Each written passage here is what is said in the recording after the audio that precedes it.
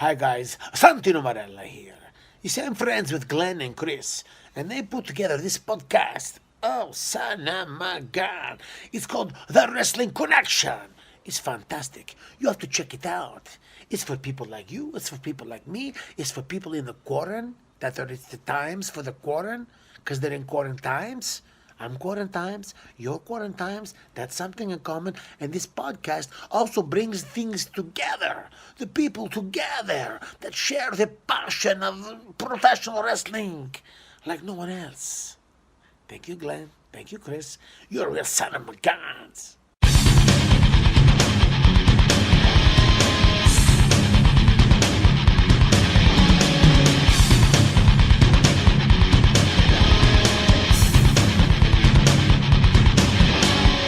Ladies and gents, welcome to another episode of The Wrestling Connection. Thank you so much for joining us wherever you are on this fine day. We are here to do a very, very special episode. We are here to break down our favourite matches of all time, and my God, there's a bunch of them. Ladies and gents, hello again, welcome. This is episode number 2 of the Wrestling Connection podcast. It really means a lot to us that you are checking this episode out. Thank you so much to anybody who listened to last week's episode, our official launch, our official first episode, all about how we became wrestling fans. And who are we? I'm Chris, and I'm joined by my good close personal friend Glenn. Glenn, how are you, brother? I'm very well, Chris. This is a difficult time that we're all living through, but for every moment I feel low, I'm always reminded of how much wrestling can lift us up and connect us. I'm really happy to be back. Excellent. You're very, very happy. What are you? We've got a wee drink ski on our hands here. What are you drinking tonight? Well, I do this weird thing. I have 2 different drinks going on at once here. So I have a cup of peppermint tea, which is exciting. Oh, nice. I also have hardcore at the same time, and I don't drink one then the other. I drink these simultaneously. Well, not simultaneously. I don't drink both fluids at the same time. But I have this peppermint tea alongside a hazy IPA. Don't ask me what hazy. What about you, Chris? What have you got on the go? I have a wee a glass bottle of Coke poured into a glass here with ice and some white rum. This is some Bacardi Carta Blanca that we just found in the back of the cupboard that I've decided to break out here, and also a bottle of water just in case things go awry. Yes, sorry, go on. I was saying, I'm not much of a rum guy, but behind me I have a bottle of rum, which I bought from my friend John Sorley, a guy who once infamously went right up to Mikey Whiplash, not the ECW guy, the ICW guy, Whiplash, not the infamous Inside the Ropes Sunny show, and tried to square up to him just so I could get a photo, which I did not ask to happen. So every time I think of rum, I think of my friend John squaring up to a very tough, hard as nails pro wrestler in the presence of all people. Wow, I like rum a lot. It's one of my preferred choices. I'm not a big drinker. I'm not a big alcohol guy. My 3 favourite alcoholic drinks to go to would be rum, vodka, and a wee bit of a cider. I'm a cider guy. Yeah, see, I maybe had my day with that stuff, but I think the older I get, the more I seem to be flushing these things down with peppermint tea as well. You're becoming more grizzled in your old age. More grizzled. I know. I'm just an old fart. That's okay though. We're here. You're still allowed to be that, and you're still allowed to chat wrestling right here on a brand new wrestling podcast. We'd like to send a very special shout out to Santino Marella, who was very, very kind in recording a little intro message for us this week, just like Coach did last week. Big shout out to Coach and Santino. It has to be said, though, this is true. I had to message Chris and ask him, what did he say at the end of the video, at the end of that recorded message? And just to be clear, I was the first one to see that message. The video came to me. I then sent it on to Chris, so it had been watched like a few times, and I still couldn't make sense of what he said. For anyone with uneducated ears, Chris, what is it that Santino says at the end of that message? So I believe he goes, "You son of a gun," which is what he used to say on Raw when he would call someone a son of a gun, which would be his replacement for swearing or calling someone a derogatory name. Of course, yeah. And they say trash talk is dead in wrestling. I'll always just Royal Rumble 2012. He was used for the or maybe it was 2013, but he was used for the advertising campaign, and he would talk about being on the road to WrestleMania. But, to be fair, one underrated performer though, Santino is hilarious. And you know what? All week I've been walking about quoting in the video where he goes, "See, I'm friends with Glenn and Chris." That's the one thing, right? Because for Coach, it was Chris and Glenn. For Santino, it was Glenn and Chris. But the disadvantage of having my name first is that you got the cool Santino accent. Yeah, exactly. I got the sort of what do you call it? The wee dialect, the thing in his accent. Yeah, I was ashamed that the Cobra didn't make an appearance, but perhaps that was for the best. it's probably tucked away somewhere. He's sitting in his room, just sitting chilling, going, "Oh, I need to record these video messages." And then he's probably thinking, "Oh my god, please can I do it in my own voice?" And then he's seen a request, and it's please do it in Santino. He's probably going, "Oh no." Yeah, I couldn't not. I had to say, please, could Santino introduce the podcast? Who wants it? No offense to the guy, but who wants it as Anthony Corelli? Do you know what I mean? Jim Cornette, maybe? I don't know. I suppose, I don't know, yeah. Santino Marella. Yes, so we're here for episode number 2. We're going to talk about our favourite matches of all time. And we are sitting here with a wee drink. We're on a very special evening. And we were thinking before we really get started here, maybe we should talk about the day that wrestling connected us, the day that brought Glenn and I together as humans and as friends. And because we did the pilot episode, we talked about just what the show was going to be, and then last week's episode was a marathon, and it was us telling our wrestling stories, how we became fans. But we kind of forgot to mention the reason that we are fans, and the reason that we're starting this podcast here is because of those stories that we'd go to shows and we try and meet wrestlers and that sort of thing. And we were wanting to introduce a new segment about meeting wrestlers and talking about our times at autograph signings and things like that, and any funny interactions we've had with wrestlers over the years. And we just so happened to come in contact for the very first time at an autograph signing in 2013. Was it 13? No, 12. 2012. 2012. I rather controversially skipped a couple of classes. By this point, in 2012, I was doing a master's degree at university. And attendance is really important in those sorts of qualifications. I skipped a class. I don't think I've ever admitted that publicly. But this is the same guy who might have been truant at school at the age of 14 to meet a certain pro wrestler who waves the banner of hustle, loyalty, and respect. So, it wasn't my first time maybe missing something which was much more important. And I should say, for professional reasons, never, ever put anything ahead of your education. There you go. Thank you for being the professional here. Let me tell you, if there's one person in the wrestling world that you can avoid classes for, it's got to be John Cena. Come on. Yeah, and I will one day in a few weeks' time. Maybe I'll tell that story long form, because it's the day I met John Cena is one of those. I've had very few plain and run-of-the-mill encounters with wrestlers. Most of them have had some sort of weird story, or I've made an absolute muppet of myself, or I've said something stupid. A wee preview. The moment I met Paul Heyman, I decided to talk to him about the weather. Who does this? You, apparently. Yeah, I know. So, but there's a better story, I would say, to tell with the day that you and I met, because the day I first met you, Chris, was the same day that I first met Daniel Bryan and the big red mare, Glenn Jacobs Kane. And out of those 3 people, I went on to become really good friends with only one, and that was you, my good. No, I know. Sometimes I just think about the fact I've met Kane. It just doesn't really register with me very well. I know, he still got it, as he profoundly admitted when he won the 24/7 championship a few I still got it. That was very funny. So basically, it was in the November of 2012, and there was a show in Glasgow that night, but I didn't have tickets to the show. I was just going to the signing. And so, around that time, between 2010 and 2014, was my real sort of like, I'm in school and I'm trying to skip class to go and meet these wrestlers, and I understood that it was like a once in a lifetime sort of thing. It was one of those ones where I was just sitting there trying to think and trying to plan my approach to try and get out of class and try and speak, talk to my mum into letting me miss class and go to Braehead of all places, which is miles away from my school, to try and meet Daniel Bryan and Kane instead of being in maths or whatever. And running up to the signing, I was like, what am I going to get Kane to sign? I mean, he's in everything. He's in every DVD, every book, every figure, there's always something relating to Kane. But I wanted, because I was thinking, when are you ever going to meet Kane again? So I wanted to make it very special. So I ordered the Ringside Collectibles exclusive one of 3,000 or something. This really rare figure, and it's the figure with Kane with and without the mask. Like when he's taking off the mask, he's kind of in the chains and that sort of thing. This really cool Kane figure, and I thought this is going to be a perfect one, an elite. It will sit on the wall forever, and I'll get it signed really cool. So ordered that. It took ages to come, and it didn't arrive until like the day before the signing. So I was a bit panicky about that.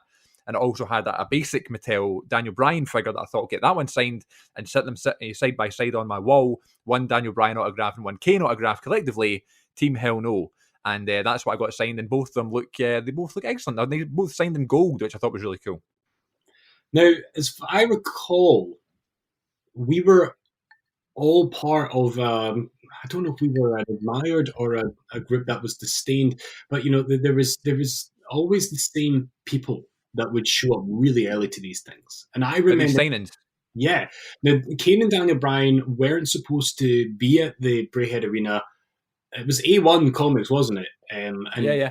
They weren't supposed to actually be in the building until about 3 o'clock, I want to say. And I got up at stupid o'clock because I got to Braehead for when it opened. I remember taking a bus from my flat in Partick at the time to get through to Braehead, and got off the bus, and there were already people there, including Scott McGowan. Shout out to Scott. Yeah, shout out to Scott. He's a great guy. I haven't seen him in years, but it's good to see his ever expanding wrestling figure collection on Instagram. Which, by the way, I helped add to the other week when he was put on social media. He's trying to collect every single Classic Superstars figure. So I was like, okay, I'm going to send the ones that I have just lying about in case you need any of them. And he ended up buying Taz and Chris Jericho from myself. Oh, there's a hardcore title match from the year 2000, if there ever was Absolutely. one. Man, so I remember getting there quite early, and I don't remember precisely. I think you showed up slightly later on. So what was the story? Because I got there on my own, and then a friend of mine showed up later on. I remember sitting down on the floor in Braehead and talking to you for the first time, but I don't remember exactly when you showed up. I think it was one of those ones where, the way you're just sitting about in these long, I guess it's quite appropriate now in these quarantine times where you're kind of waiting outside the shop and you're queuing outside the shop, but you just get talking to people and you just start having these sort of common bonds and you just start chatting away. And I mean, the signings I'd been to before, I'd chatted to people before, do you know what I mean? But I'd never kept in contact with them really.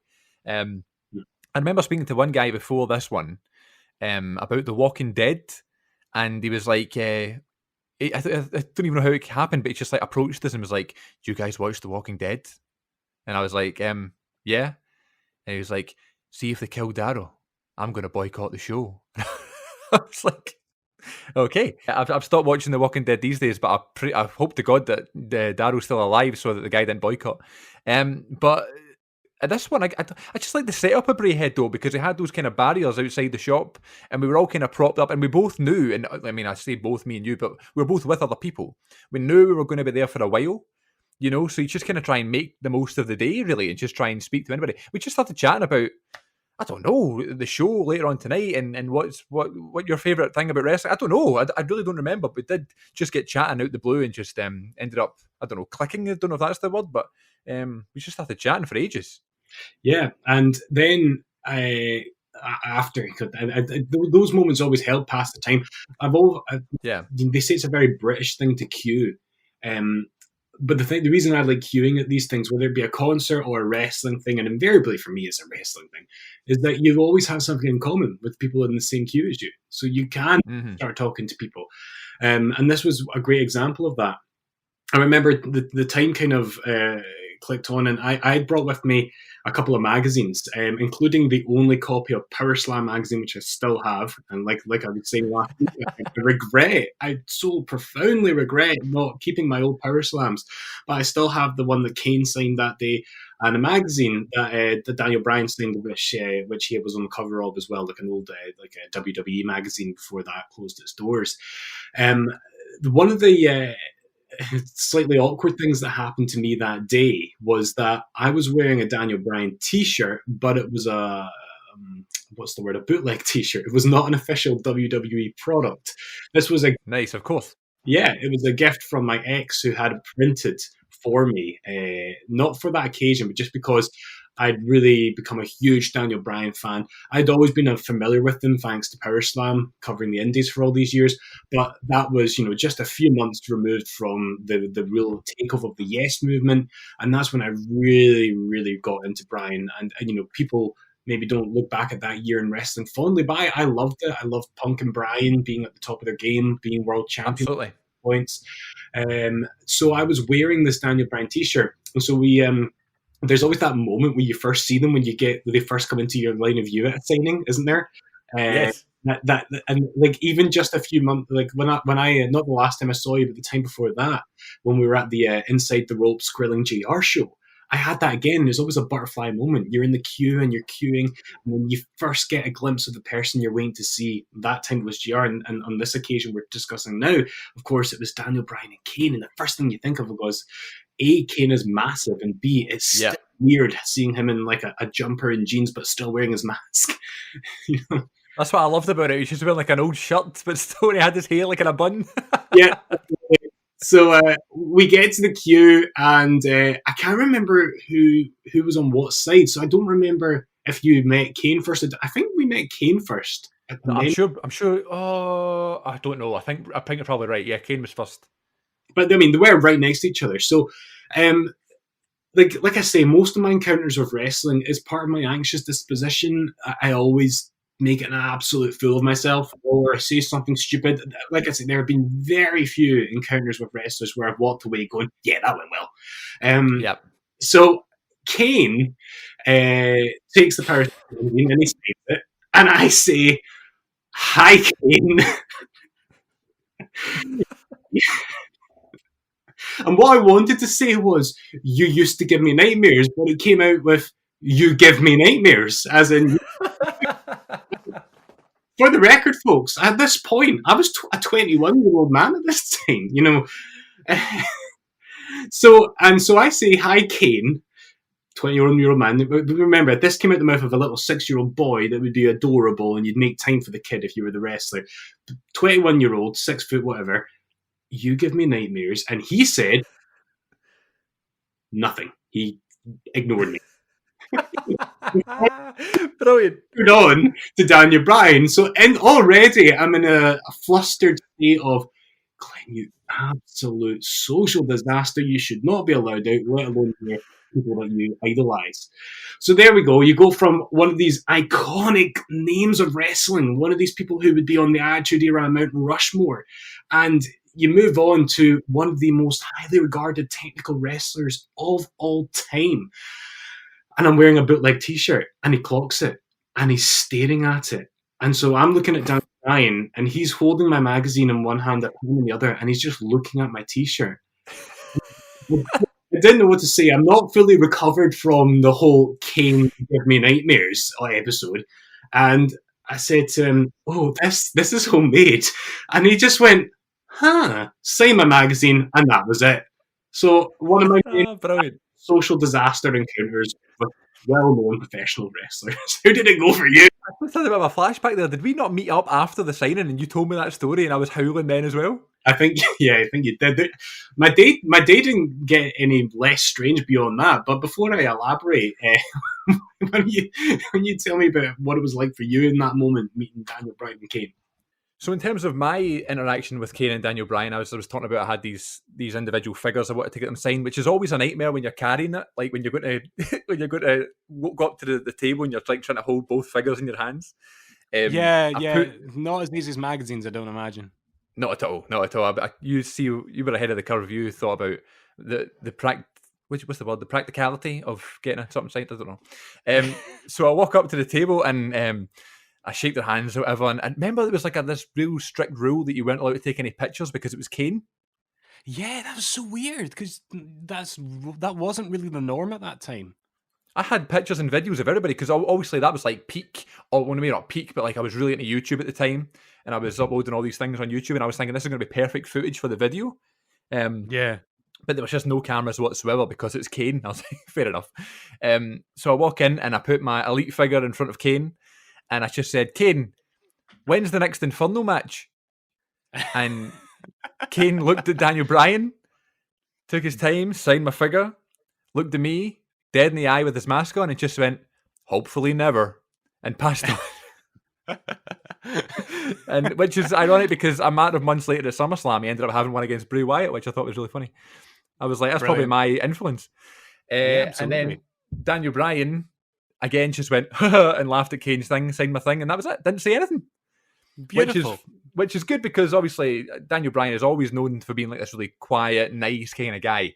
I was worried he was Yeah. going to say something bad. But then the next year when I met Daniel Bryan again, I said to him, I met you last year or whatever. And he was like, oh, cool, thanks very much. And I just went, who was your favourite wrestler growing up? And he went, I know where this is going. and he said, I can't say his name. Dean Malenko. So I don't Oh, know God. if he was trying to make a wee Chris Benoit reference there or not. I don't know. Quite possibly. Or maybe he genuinely did forget Dean Malenko's name. Maybe he can't pronounce Malenko and he has to really think about it. I don't know. He just went, I can't say his name. Dean Malenko. And then I kind of went as if like I got the joke. I really didn't. I kind of just made that kind of gesture like, oh, I. And then like my mate Fraser's filming it. And I've got this really cool screenshot on my Instagram, actually, I think. And like I'm just like mid laughing, like Daniel Bryan's got this big cheeser on. And I just put the caption on Instagram saying, just making Daniel Bryan laugh, ... As if I told him a joke. Oh, fantastic! The Daniel Bryan and Kane day for me was mental. Like there was all that hilarity with Kane and Daniel Bryan itself. So there was the fact that I got to meet you, and you've become a lifelong friend since then. That day, Yes. You'll remember that WWE 13 came out that same year, which is an excellent video game, and you didn't have tickets to the show that night, but myself and my friend did. And what do you do to kill time between this and the signing and the show is we went down to HMV, we played some of the video game, and then we went to go and join the queue to get into the venue. And my friend Callum, who I was with at the time, he got like a Kane mask signed, which is one of the coolest things to get signed by Kane is Absolutely. a replica mask. I can't remember what he got signed by Daniel Bryan, but he kept it on. He kept it on a carrier bag, went down and played the video games. And then we were in the queue, and I don't know if we were actually talking to you again or if we were talking to somebody else, maybe Scott McGowan. It was people who we'd spoken to earlier in the day. And we started inevitably talking about what we got signed. So I was like, oh yeah, here's my magazines. Oh my God, I told Kane he gives me nightmares. Callum got a mask thing. Callum, show him the mask. And then Callum just went ashen white. And he realized that he had left his mask down in HMV. No. And yeah, oh my God, yeah. Now, like Callum, if you're listening, we haven't spoken years. I love you, man. You know I do. But Callum was not an agile guy. I'll put it that way, right? I have never seen someone move so fast in my life. He bolted, and Braehead Shopping Centre is a long shopping mall. So he bolted all the way down from the entrance of the Braehead Arena, down the escalators, all the way to HMV. And I thought, oh my God, this building is full to the brim with wrestling fans. And this is me speaking as somebody who at the 2016 SmackDown tapings in Glasgow had a unicorn horn a la the New Day stolen from me by a 6-year-old.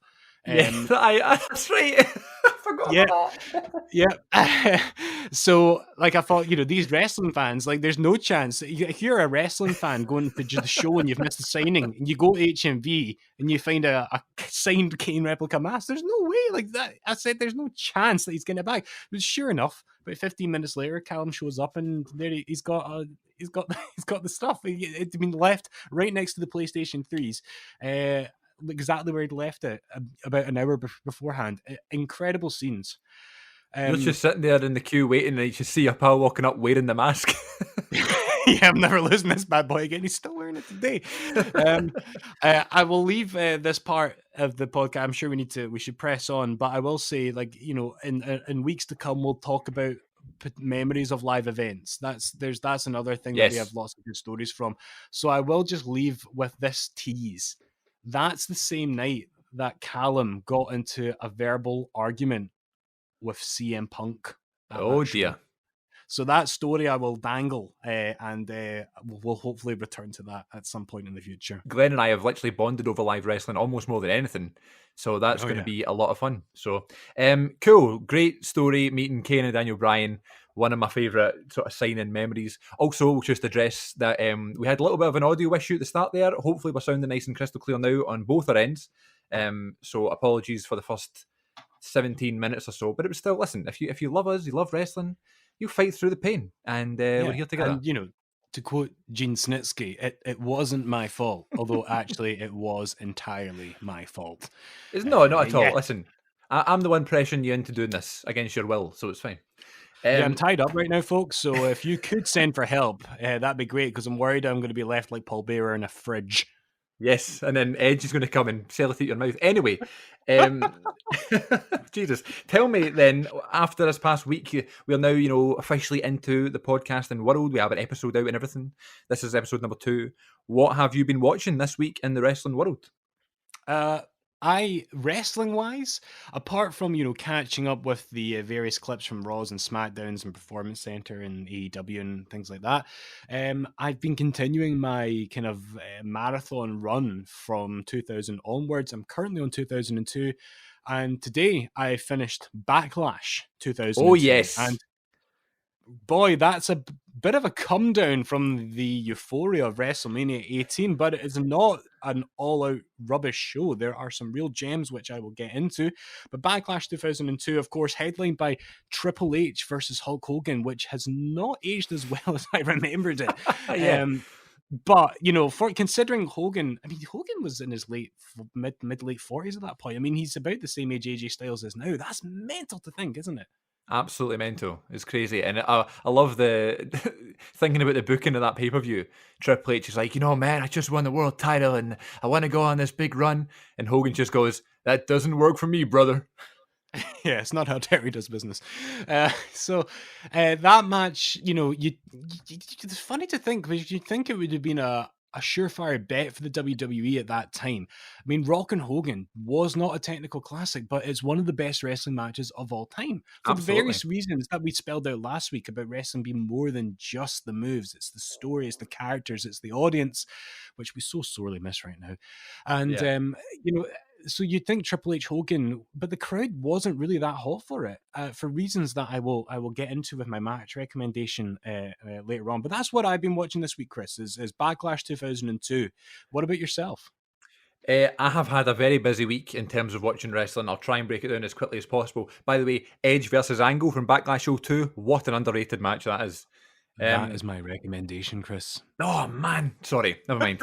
We'll come back to that. In terms of me watching stuff this week, and much like Glenn doing the whole 2000 onwards watch-along sort of thing on the network, I did that as well when it first launched, and I got up to 2005, 2006 actually. And I was thinking, do you know what? We're going to go right back. We're going to go right back to the Attitude Era. And I started back at 97, and I haven't seen much of 99 and 2000, so I thought I'll go through all that, and that'll be fine. So I just watched SummerSlam 98, and obviously this was a bit before my time. I was just a couple of years after this show, but to me, every time I watched SummerSlam 98, there's a buzz about the show, and there's a buzz about, like, I don't know, it just seems like this is absolute peak Attitude Era, seeing Undertaker and Austin, and then Triple H and The Rock in that ladder match. Even the opener with Val Venus and D'Lo Brown having a totally random, excellent match for the European title. Yeah. And D'Lo Brown comes out, and Tony Chimmel says, from Chicago, Illinois, now residing in Finland, because he's a European champion. Yeah. But the two main events, man, they're just Attitude Era at its finest. And just the entrances, you've got the DX band playing live when Triple H comes to the ring. Yeah. And then for some reason, The Rock comes out to this random version of his theme song, and he just looks amazing. He just looks like the absolute... And it must have been the first time people were starting to really get behind him, because, of course, that was right, on the end of the whole Rocky Sucks thing. He was a big heel. But when he goes for the people's elbow, the place comes unglued, man. It's crazy. You can totally see, like, the sort of foreshadowing to being the biggest star. Yeah, whatever happened to that guy? I don't know. It's something about 50 million a year or something I heard. Yeah. Anyway, other than SummerSlam 98, I also was listening to Tony Schiavone's podcast, What Happened When, with Conrad Thompson. The legend. And I've been an avid listener to that recently, ever since the end of last year. And what I did was I'm really quite bad with some WCW knowledge, so I thought, okay, this could help me. Could watch some of the shows. We'll start learning a bit more about some late 90s WCW. And I got to the point where it was getting so confusing which shows I'd listened to and which ones I hadn't, because there's so many of them. Yeah. They're all watch-alongs, and they all kind of look the same. So I thought, let's go right back to the start. And we'll just watch them from there in whatever order Conrad uploads them in. I'll just watch them in that order. So it could be Slamboree 96 one week, and then War Games 97 the next week, and then Nitro from 2000 the following week. It doesn't matter. I'll just watch it in that order. So this week, I listened to a Nitro from 2000, and it was the one where they put War Games on live television, and it was War Games 2000 with like Vince Russo and Kevin Nash and Sting and Scott Steiner. And my God, it was a lot of fun watching that show. I've never seen that War Games match before, and listening to Tony Schiavone being like, "What were we thinking?" and just breaking down that whole thing. So then, when I finished watching that episode of Nitro, I was like, "Okay, well, it was leading into the next pay per view, which was Fall Brawl 2000." Oh God! And I was thinking maybe I'll watch Fall Brawl 2000. So I look up the network and I get Fall Brawl up, and I'm thinking, okay, this is going to be it. I'm going to sit down. I'm going to watch this whole show. I'm going to read a few of the matches here. I want you to predict whether I stayed to watch this show or not. This is the match card for Fall Brawl 2000. Okay. The opening match, Elix Skipper versus Kiwi. A mixed tag match, Shane Douglas and Tori Wilson versus Billy Kidman and Medusa. Then we have a triple threat match. We have Sting versus the Great Muta versus Vampiro. That's absolute pinnacle 2000 WCW for you. Yeah, jeez. Mike Awesome, who was the that 70s guy, versus Jeff Jarrett. Mm-hmm. Scott Steiner versus Goldberg. And in the main event, we have Booker T versus Kevin Nash in a steel cage match.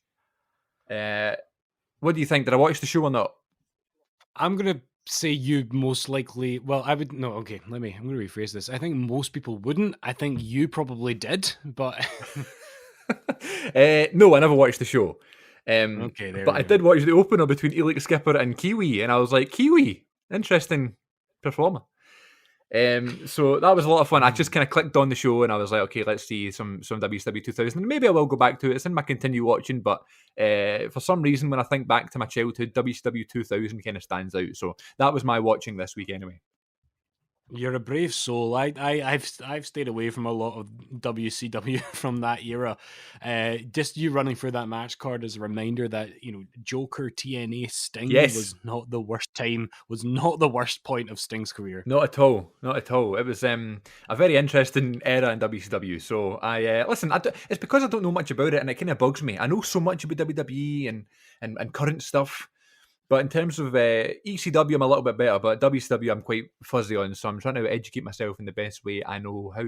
So on that note, shall we move on to our predetermined match of the week that I didn't know about? Wrestling recommendations, wrestling recommendations, wrestling recommendations. Match of the week. Oh, yeah. So yeah, my I'm assuming we have just heard the incredible jingle for a match of the week recommendation again for the second week in a row. Thank you to my wife. Yes. But yeah, so my recommendation, as Chris wonderfully spoiled, like that Dolphins Twitter account that was a big deal a few years ago. My match of the week recommendation is Kurt Angle versus Edge from Backlash 2002. These guys had a lot of great matches around this time. I think their first big clash would have been the year before at King of the Ring in the finals, when Edge pinned Kurt Angle in one of Kurt's free matches. And that's an incredible show. And Kurt Angle didn't have a bad match that night. And people will always remember the match with Shane because it is so memorable. But that match with Edge was an absolute humdinger, and it was really the launching pad for Edge's first kind of solo run. Then moving on to, in the years to come, they would have had other big matches. People might also quite fondly remember the Hair versus Hair match from the following month at Judgment Day 2002, which is also a fantastic match. But I'd seen that match quite a lot because I used to have Judgment Day on video when I was a kid. Yes, me too. But Backlash 2002, I'll tell you an interesting story about this pay-per-view. When I was about, I would have been 12, it would have been September 2003, okay, so I was 12 years old, and I was in St. Andrews for the September weekend, and I was in Woolworths in St. Andrews, and I saw a lot of wrestling DVDs, and I had enough money to get a DVD, but not maybe a new one, and because of the delay and the length of time it took for DVDs to come out, Backlash 2003 with Rock Goldberg had just been released on DVD in the UK at this point. So that was the most expensive wrestling DVD in Woolworths. So I thought, I can't afford that. But then I saw Backlash 2002 for a tenner. Thought, having that, because I've never seen that show before. Yeah. So I went and bought it, and the person behind the counter looked a bit confused. And so I got my DVD. So I've got Backlash 2002, Triple H on the cover, open it up, and there's Rock and Goldberg looking at me. And she'd given me Backlash 2003. So it took a long time before I could actually see Backlash 2002.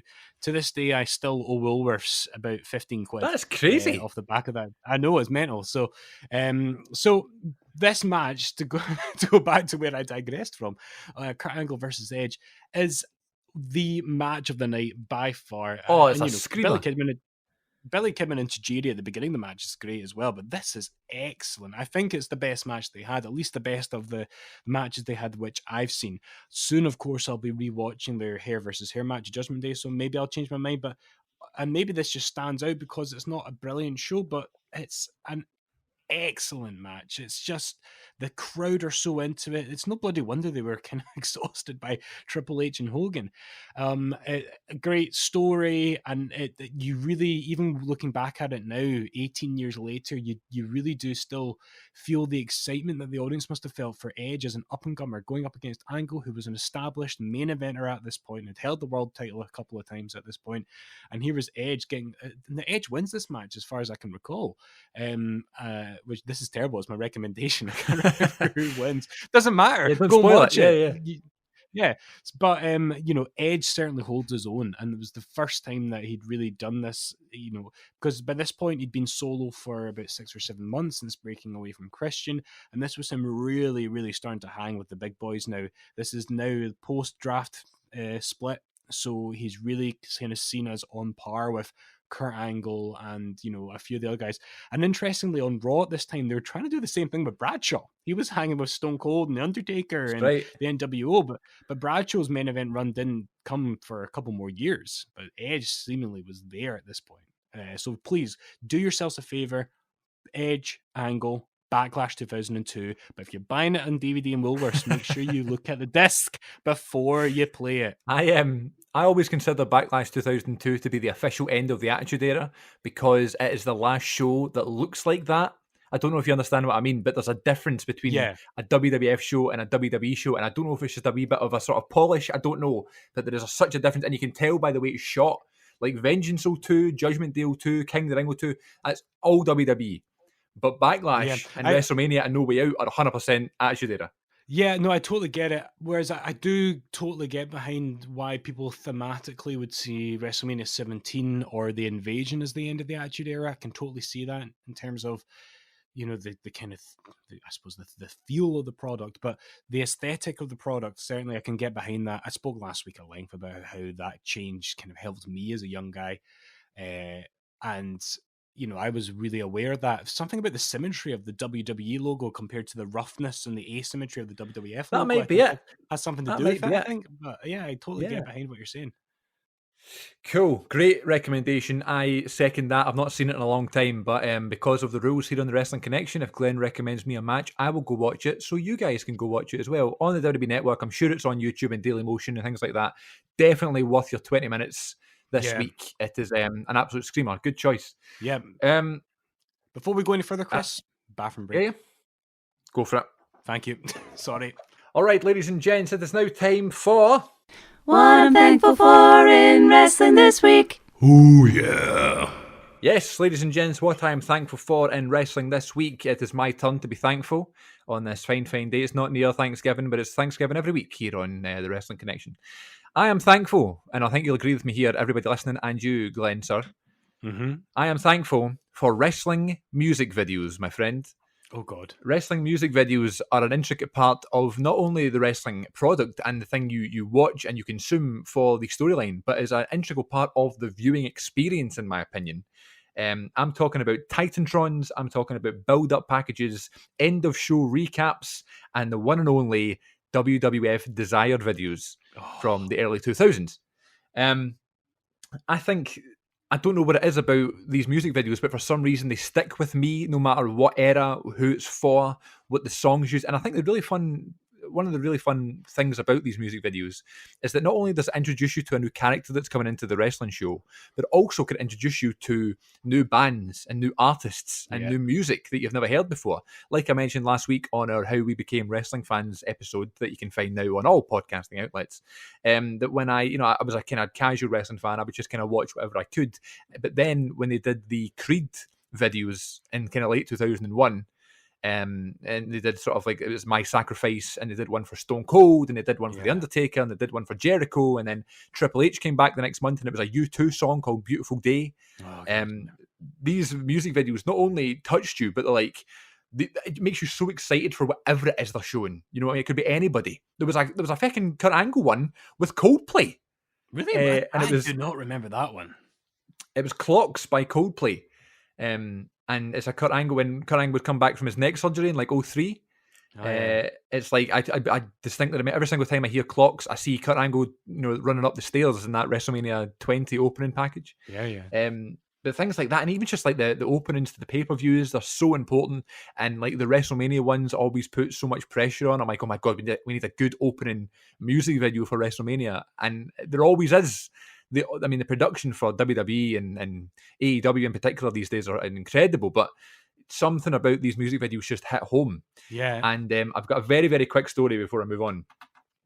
So after the WWE is done with the invasion angle and that sort of thing, and Ric Flair is now a co-owner, and he kind of owns Raw and Vince's own SmackDown. Flair comes out right before the first draft, and he says, "I have got the WWE executives," I'm trying to do a Ric Flair impression, to put together a music video, the greatest music video ever produced. And he goes, "This is the World Wrestling Federation," and it comes on the Titantron, and it's a Kid Rock song, and it's called "Lonely Road of Faith." And it's like this. It's like a video not just about what's going on now, but it's like from the beginnings, the early 70s in WWF up until 2002. And it shows like the evolution of champions, and it shows the evolution of women's wrestling, and it shows the evolution of moves off the top rope, just in this 1 3-minute video to this Kid Rock song. And I'd never heard the song before.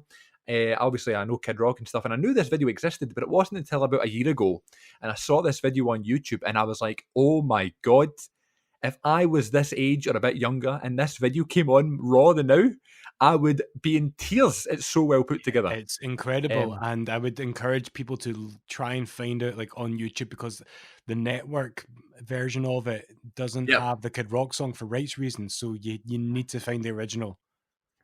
And that's why, like, I didn't know about it, because I'd watched through all 2002, and I knew there was a music video coming up, but I didn't know, obviously, it was that song, because the network had changed it.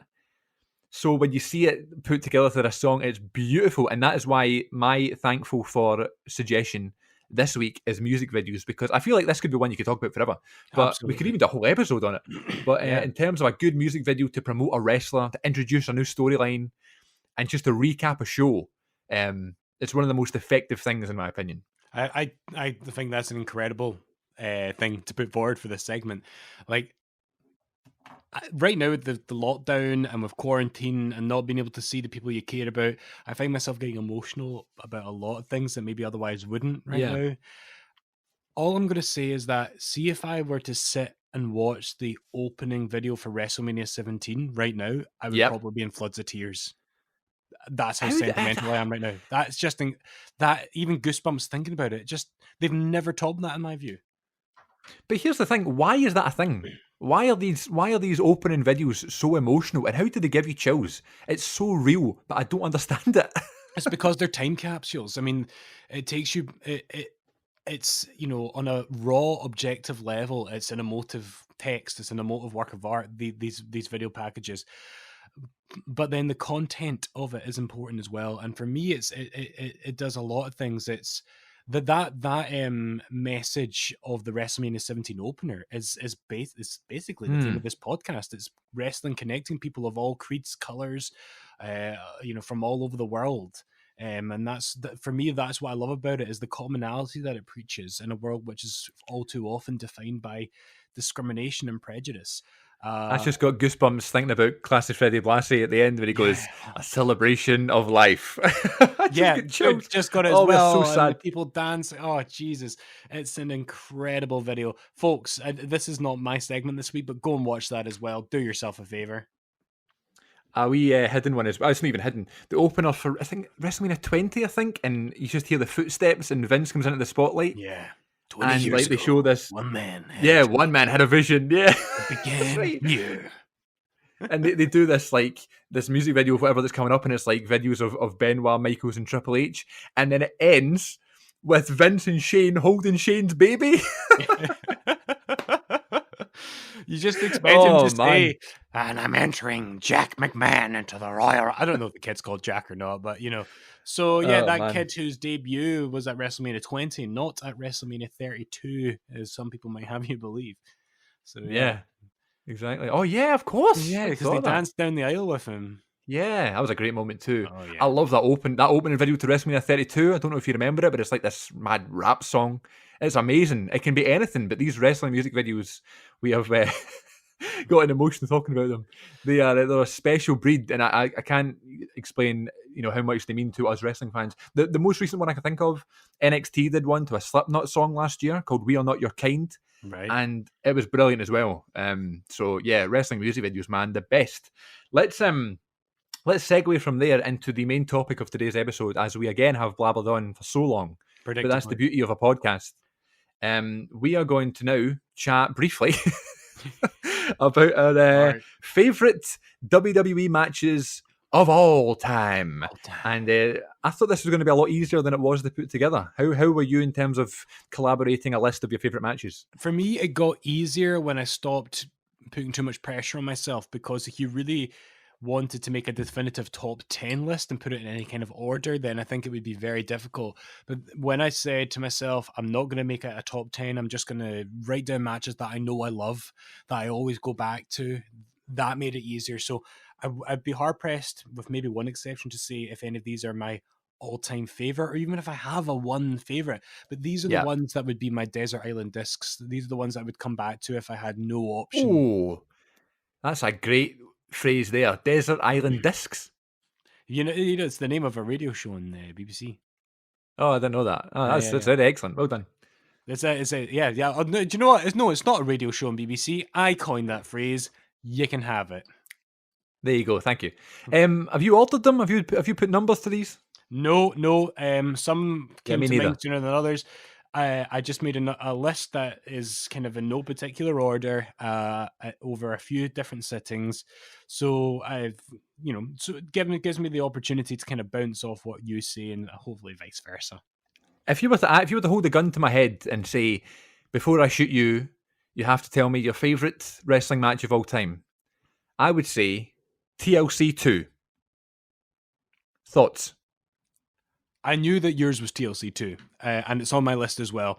I think of all the TLCs, and when I say all the TLCs, I'm really just thinking about the first three TLCs, and throw in the Triangle Ladder match as well from WrestleMania. Yeah, 2. I think the fourth one's good too on Raw with Kane.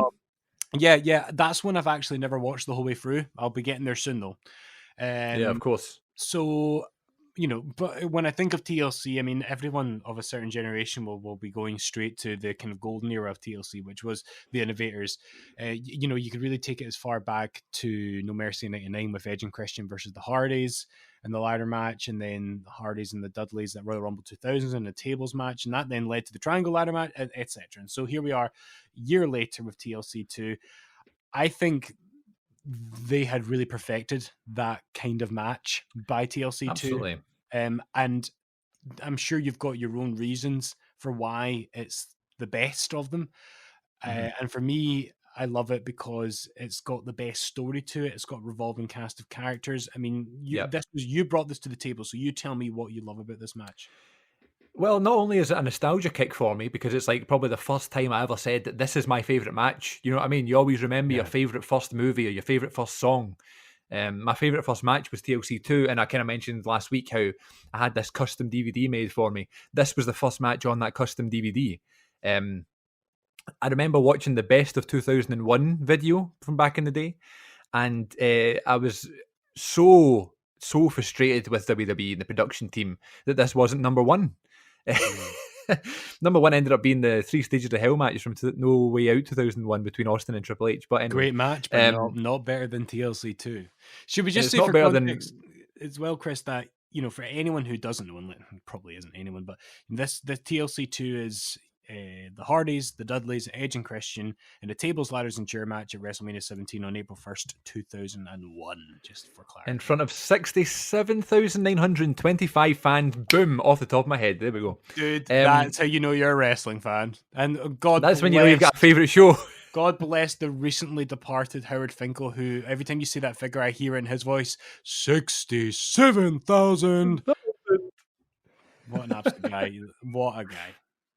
R.I.P. Howard Finkel. This one, not only is it a nostalgia kick, not only do I think back to it very fondly, but as you say, it is just a masterpiece of not only wrestling choreography, but fucking stunt work. Mm-hmm. It's a spectacle to watch, not only of the things off of ladders and that sort of thing, but just in terms of how hard they're hitting each other. You watch and you go, how can someone just hit someone as hard like that over the head with a steel chair? Then you get their pals all run in. There's like a third member of each team. Love it. Rhino, Spike Dudley, and Lita, and they all come in and they all play their part massively in the match. Mm-hmm. That almost adds to it. And then not only do you have Paul Heyman and JR on the call, one of my most underrated commentary teams of all time. But then of course, in my opinion, the sort of the spot that defines my fandom and defines WrestleMania, where Edge spears Jeff Hardy from the top of the fucking the belt buckle thing. My God, no matter how many times I've watched that, I can honestly say I've watched it hundreds of times. It's now in the 3 figures by far. It's never less amazing. It's never less shocking. It's never less unbelievable. Even to the point where recently, obviously being WrestleMania season a few weeks ago, checking that match out again for the 6 millionth time and watching that spot and being like, my God, how is that even a thing? So, I would say that's my favourite match of all time. What I think is really cool about that as well, there's loads of cool things about this match, but, looking at it from 2020's perspective, is for me, it's cool that Lita is on par with the guys in that match, as she often was in that time in her career. But, the WWF, historically, and, not including the last 5 or 6 years, but in terms of gender equality, they don't have a lot to be proud of. Especially not in this era. And so this was one of those rare examples where a woman was presented as tough as nails, on par with the guys, and in fact did in this match dominate over some of the guys physically, as she did. She was so over. Yeah, the fans were going wild for her. She was so over. So an absolutely great choice. Absolutely. You talk about favorite matches of all time, and I still can never decide on what it is. But when I think of a match which had one of the most profound emotional impacts on me, which really took me on a ride, which had me on the edge of my seat, which had me nearly wetting myself, literally because I didn't want to go to the toilet because I was watching it live and I couldn't miss any second of it. End of an era, WrestleMania 28, Hell in a Cell, Triple H versus The Undertaker. And you think about that series of matches, starting with Shawn and Undertaker at WrestleMania 25, that much revered match, going through to Shawn's final match the following year, and then into the WrestleMania 27 battle with Triple H and Taker. Out of those 4, my favorite is Triple H and Taker in the Hell in the Cell. And I just think it was a perfect example of less is more. We think of Hell in the Cell and we think of Mick Foley flying off the top of it. But this is my favorite Hell in the Cell match, and it may be my favorite match of all time. I don't know, but it's certainly one of those matches that absolutely consumed me emotionally when I watched it live. Now, I was 21 when I watched it live. It was the same year I met you, Chris, actually. Maybe having a lot of alcohol in my system at the time would have had something to do with my emotional reaction. Not at all, no, because I was also in the exact same boat, and I'm considerably younger than you. Yeah, for the record, you're what, 5, 6, 7 years? 5 years younger? No, listen, I was the same. I had a bunch of my friends over. I wasn't drinking alcohol because I was underage, but I was on all this kind of Rockstar, Red Bull, whatever I was drinking at the time, energy drinks. And all these Taker matches with Michaels and Triple H and even Punk the year after, they're all like matches where I literally would wake up my parents because I was screaming. Yeah. They're so emotionally draining. And you mentioned Taker and Michaels from 25. That was my next match on the list here. Excellent. Because I think these matches, as a story, could believe it or not, like the one from 25 all the way to 28, that's one continuous story. You just think it's between Michaels and Taker. Then you go to 2010 and it splits up DX because of it, because Shawn can't control a tag team because he's too obsessed with beating Undertaker, which brings Triple H into it, introducing it to the next year where Undertaker just escapes with a streak to then do the return match in the Hell in a Cell, the match that both Triple H and Taker have the most matches in, with Shawn as the referee. It's a beautiful story. It's what wrestling is all about, telling that long form story.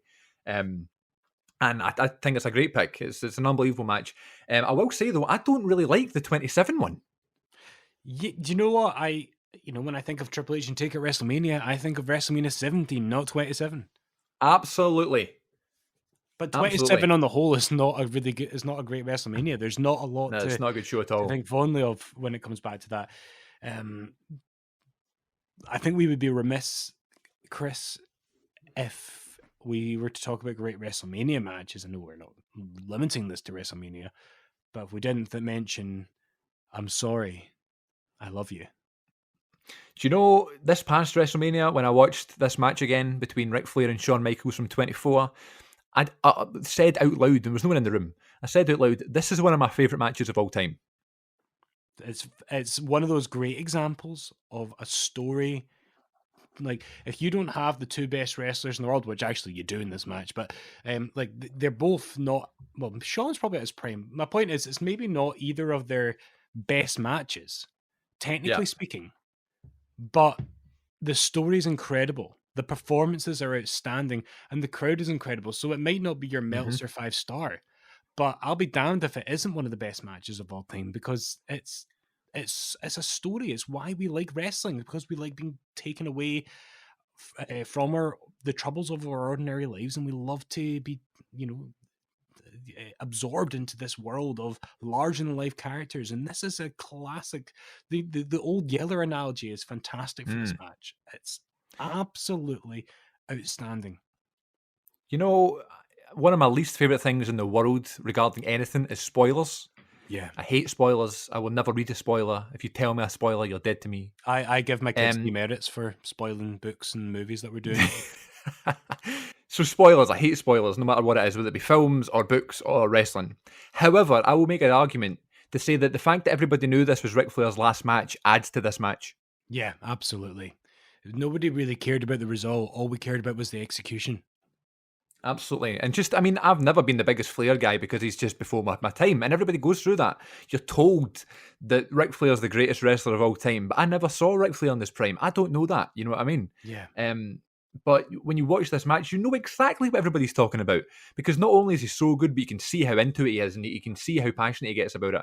And Ric Flair's the most emotional guy you'll ever see. But the fact that he can do that without speaking and bring it into the match, I think is a masterpiece. I love this match so much. And the fact that Michaels moonsaults and breaks his ribs 10 minutes into the match and still goes on for another 14 is ridiculous. So I love this match. Good choice. Adrenaline will do a lot. You're right, yeah. I was going to say Michaels and Taker, obviously, from 25, because I think that match changed the business. You know how today, especially in NXT, everybody hits each other with their finishers and everybody kicks out 3 times. The first time that was done on this sort of scale was Michaels Taker from 25. Yeah, it's a spoiled kind of trope now, but back then that felt really quite something. But at the time, we were just going nuts. It was crazy. Absolutely. And even now, just this past WrestleMania, again, Chris Jericho posted a new podcast on Talk is Jericho, highly recommended podcast, by the way, with the referee of this match, Marty Elias. And they did a watch-along. Jericho and the ref watched along Michaels and Taker from 25, and it was the first time Jericho had seen it since he was there live watching at the monitor. Wow. And it was a fascinating listen. It was really, really good. I recommend that because you need to kind of queue up. He doesn't give any time codes away. He's not Conrad Thompson. He's not a professional at watch-alongs. But it was great. It was really interesting hearing the referee give his sort of take on it. And it was funny. Apparently, Taker had said to the referee before, don't ring the bell until me and Michaels do like a sort of face off and let the crowd take pictures like Rock and Hogan. Yeah. So then in the match, Marty Elias, the referee on the podcast, says that he's told in his ear to hurry up and ring the bell. So the ref rings the bell, and Taker looks over at the ref and gives him like the death eyes. Like, I can't believe you just rang the bell. I told you not to do that.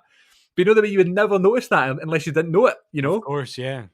Absolutely. So that is a really fun tidbit. But we've already mentioned that. So I kind of mentioned another one on my list there.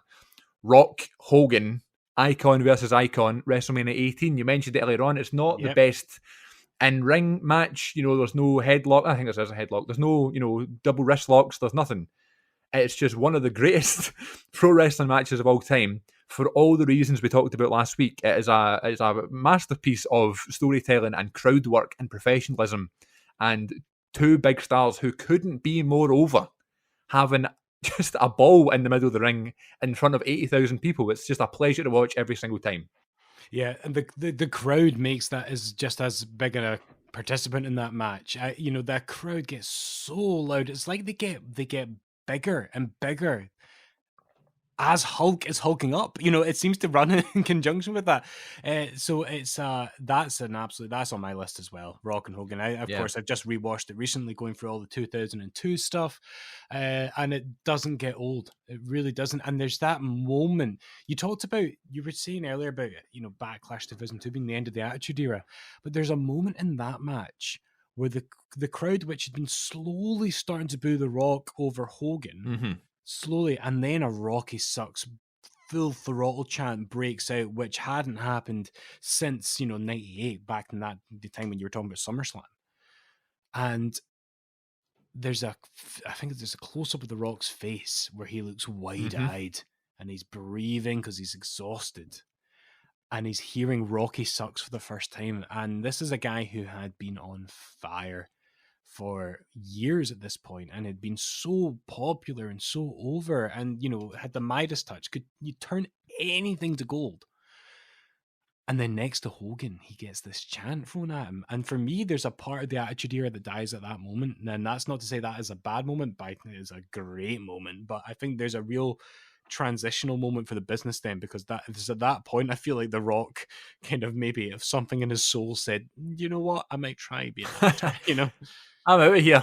Yeah, absolutely. Because, you know, I think he'd peaked at that point, and I don't think he ever got to the same level of popularity until, you know, he would come back as Dwayne The Rock Johnson and wrestle Cena and Punk. You know, I think in that decade he never did return to that same level of stardom within wrestling. The great John Cena once quoted, "If you turn the sound down in this match, you will throw up." And it's 100% true. You can't watch this match without the volume turned all the way up, especially when Hogan starts to hulk up. It is unbelievable. And wrestling fans who only know wrestling from today will be just, they'll not have any idea what's going on because they've never heard a crowd like this before. It's unbelievable. You mentioned both names in the one sentence there, Cena and Punk. Money in the Bank 2011, going a completely different generation. However, the match that single-handedly brought back a contingent of wrestling fans that had died out, I was one of them. Stopped watching wrestling. There you go, yeah.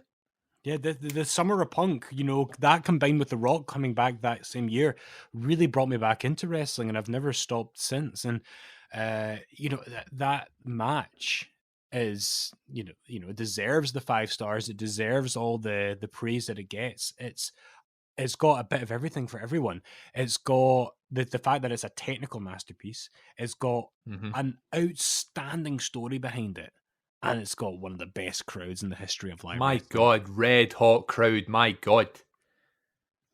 It's I was perfect age for this. I was like, what age was I? 15 or something? 14, 15? Yeah. I was perfect age. I was anti-Cena. I was, come on, Punk, who's leaving, but I don't really think he is leaving, but if he is, that's awesome.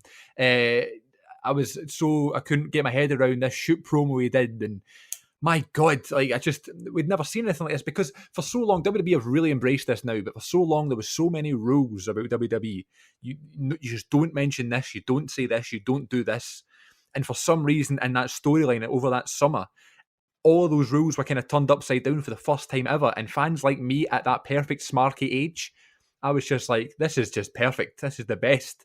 And I loved it. I remember like sitting out in my back garden, just sitting there, and I couldn't get Punk and I couldn't get this match out of my head. And it was the first time that I said, John Cena is actually pretty good. Yeah.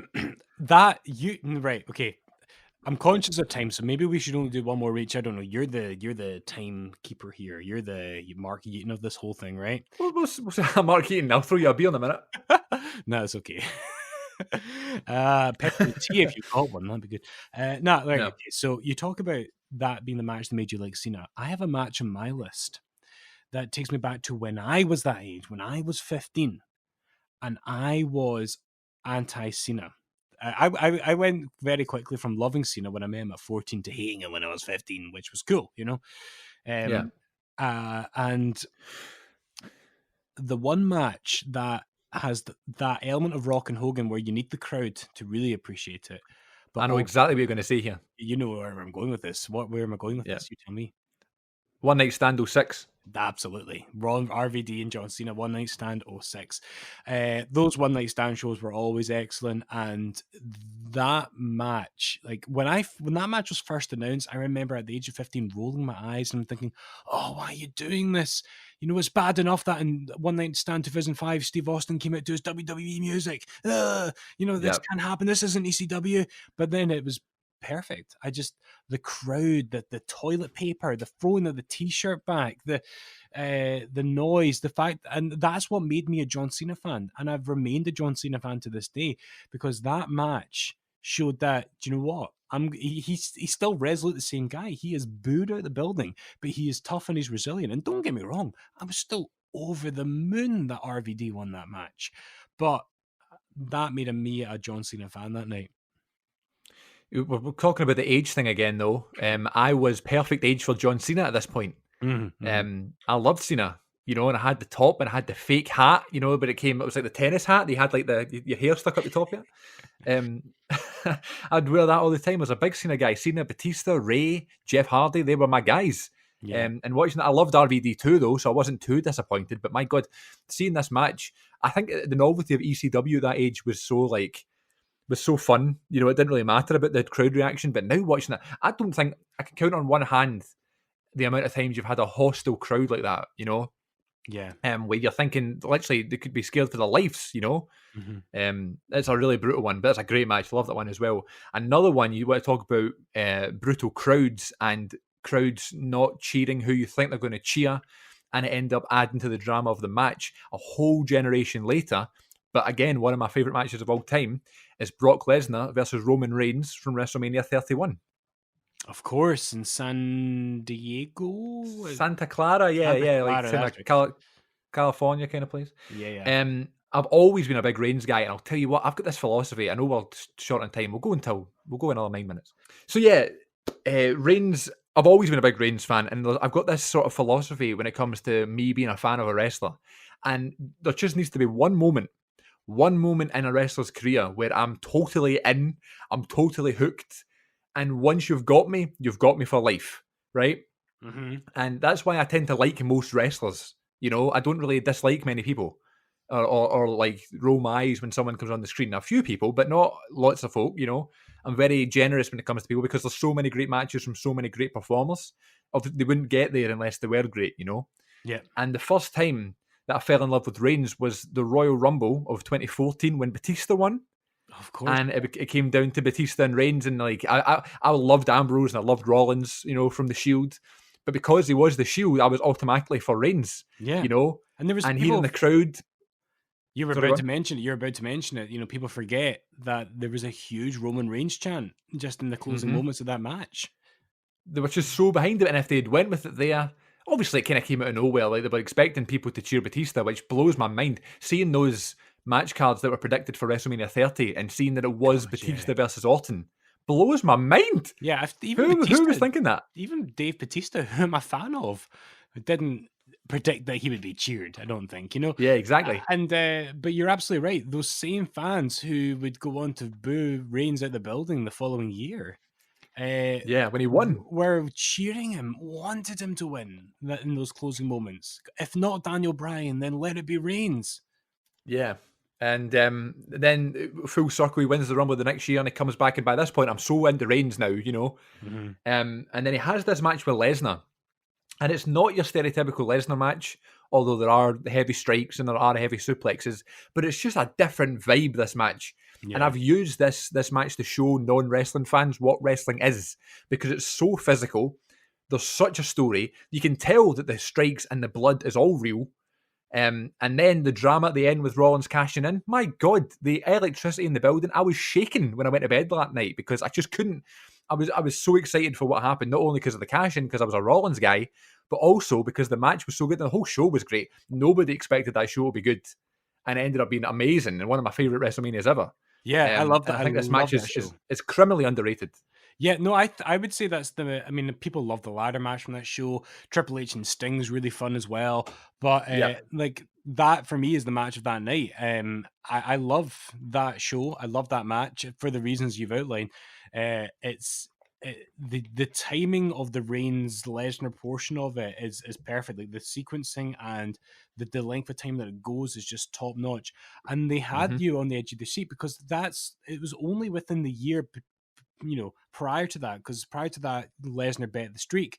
It was only within that year that because Lesnar had been back since 2012 and he'd been portrayed as a tough guy, but he hadn't been portrayed as indestructible. His first match back, he loses to Cena.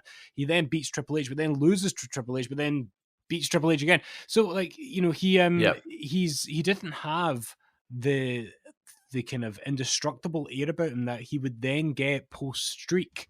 So it was only up until it was from WrestleMania 30 onwards that he was indestructible, that he tore apart John Cena at SummerSlam, and that he would destroy anyone in his path.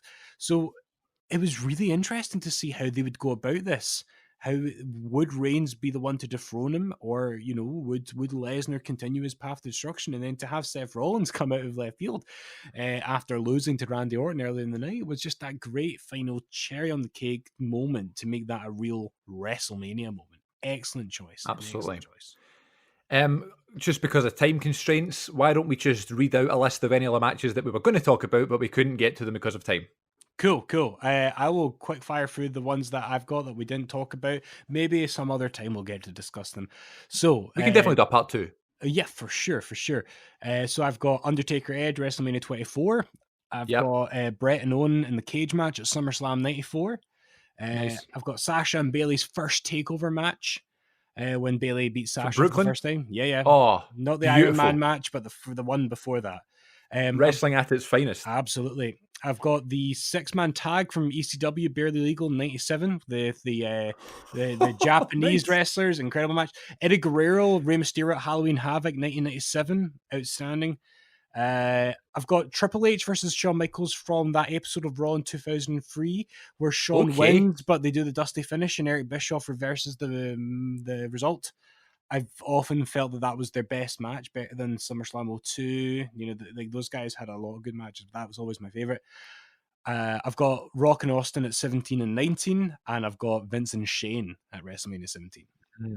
I can't believe we went through that whole episode and we didn't mention Austin and Rock. I know, incredible. What about you? Is there anything else on your list that you didn't get to talk about? We have to do a part 2 because there's so many. I have Rock and Austin from 17. I have Kurt Angle, Shane McMahon from King of the Ring 01. Yeah. That's just incredible. Benoit, Triple H, Michaels from WrestleMania 20. More so for the moment after the match, which still makes me great. Angle, Michaels from 21. Just unbelievable action. Of course. Go check out the Untold on the network about that. Yes. That's a great program. Those Untolds are underrated, by the way. They're really well put together. Really are. Undertaker versus Jeff Hardy in a ladder match from Raw 02. Yeah, of course. I'm coming up to that now. Yeah, I can't wait to see that again. I remember sitting on my couch watching Raw with my dad, because this is when Raw was on Friday nights and not on live. But I remember sitting there with my dad, and I was so young, and me and my dad were literally on the edge of the couch shouting at the TV wanting Jeff to win. And and I still have fond memories of that, big time. Yeah. Other ones, I've got Winner Take All from Survivor Series 01 for nostalgia reasons. I have Benoit and Jericho versus Austin and Triple H from Raw 1 when Triple H tears his quad. Yep. Best tag team match in WWE history, in my opinion. And finally, we have RVD versus Jeff Hardy from Invasion 01. Oh, do you rate that higher than their SummerSlam match? I do, and I think it is a nostalgia thing, but I think it's just better in terms of, because there's a pinfall victory and that sort of thing, Yeah. and there's that really ridiculous spot where Jeff is on the ladder and he pushes him onto the ramp. Yeah. Excellent. Ridiculous. So those are just a brief. There's so many more, by the way. So I really suggest we do a part 2 in a couple of weeks' time. Yeah, that would be good. That would be good because there's a lot we could say about all of those matches, and there's a few that you mentioned there that I was going, oh yeah, like when in response to the Taker and Jeff Hardy, for example. So yeah, there's a lot to unpack there for sure. Climb the ladder, kid. Make yourself famous. Oh my God, God bless you, Jim Ross. I love that man. We'll talk about Jim Ross next week a little bit, maybe in the Grateful segment, perhaps, because we've both been reading his most recent book. Perhaps, no spoilers, kid. No spoilers. You have to tune in next week. Same time, same place, same bat channel. And you'll hear our grateful moment for next week. So thank you so much to you, Glenn, sir. Thank you so much for your time tonight. And thank you to all the listeners out there. Oh, you're welcome. Special thank you to Kate again. Special thank you to Jamie. I don't know if you want to talk about Jamie. Oh yeah, no, God, this is a great injustice that we're 2 episodes in, 3 weeks worth of episodes in total, and we haven't said thank you to Jamie. Jamie Sweeney on Instagram. He is responsible for the incredible artwork. I'm going to say this, Chris. There are many podcasts about wrestling out there, and there are many which are extremely successful that do great numbers and that we listen to far more and far wider than ours will ever be listened to. But we have the best artwork. Thank you, Jamie. He threw that together like with very minimal direction. He's an incredible artist. His Instagram, which you can find, is followed by the Wrestling Connection Instagram, is full of excellent artwork of all different styles. Thank you, Santino. Thank you, yes, absolutely. Coachman. Who we're going to get next week? Steve Austin, Hogan. I don't know. And we'll try to get The Rock. Yeah. Try to see what Dwayne's doing. There's a lot of things to be grateful for right now. There was someone else that I wanted to thank, but it's kind of maybe it was just you, Chris, again. Oh no. Listen. Thank you, Kurt Angle, and thank you, Edge. Thank you, Jim Ross. Thank you, Howard Finkel. Thank you. Oh, thank you, Howard Finkel. My God, what a sad day it was last week. Yeah. Yeah, well, ladies and gents, that's it for episode number 2. On social media, you can get us on Instagram at WrestleConnection, on Twitter at WrestleConnect1, and on YouTube at youtube.com/The Wrestling Connection, or just search us on there. You'll find full episodes and excerpts from the episodes on there as well. All information will be in the description box of not only this YouTube version of the podcast, but also on any other podcasting outlet in the info section. Wherever you find all that stuff, you will find all the links to our socials. And until next time, thank you so much, ladies and gents, for watching. My name is Chris. For listening. My name is Chris. You're not watching me right now. Jesus. I'm not wearing any clothes. Until next time, folks, this is The Wrestling Connection. Thanks so much. Tune in next time as we break down some more reasons why we love the sport of professional wrestling. Thank you so much. Take care of yourselves, and we'll see you next time. Bye.